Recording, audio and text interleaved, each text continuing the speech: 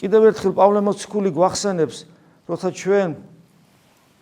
უფალს ვეძებთ და უფლის შვილები ვხდებით და მარადისობაში მასთან ყოფნის პერსპექტივა გვაქვს, სად ვიყურებით, სად წდება, სადამდე მიდის ჩვენი გონება, ვინ არის ის, ვინც შემოდის ჩვენში ზიარებით, ვისაც მივმართავთ ლოცვაში, ვისაც გვინდა რომ გული გაუხსნათ, ვისაც გვინდა რომ დავემსგავსოთ, ვისის შვილებაც გსურთ, ვინც უნდა გვიყვარდეს, დასაბამ საუფალო ქვეყანა დააფუძნე და ქნული ხელთა შენთანი ცანი არიან,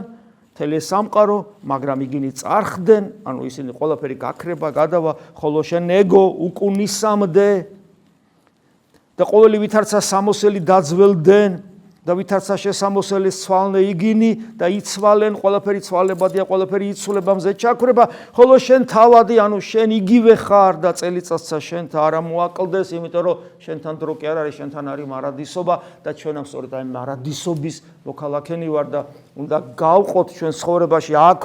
აქვე, სად არის მარადიული ჩვენ წინ, სად არის დროებითი და ჩვენი უმტკიცესი არჩევანით ავრჩიოთ მარადიული და მით უმეტეს როცა ეს მარადიული თავად ცოცხალი ღმერთია, რომელიც მოვიდა ადამიანად და დაგვენახა და გვითხრა რომ მე ვარ. და ვინც ეს გვითხრა რომ მე ვარ, რომ ჩვენ ვიცნოთ, ეს არის სწორედ იესო ქრისტე, ჩვენთვის მომკვდარი, ჩვენი ცოდვების მტვირთველი, ჩვენი ტკბილი უფალი იესო ქრისტე. ამინ.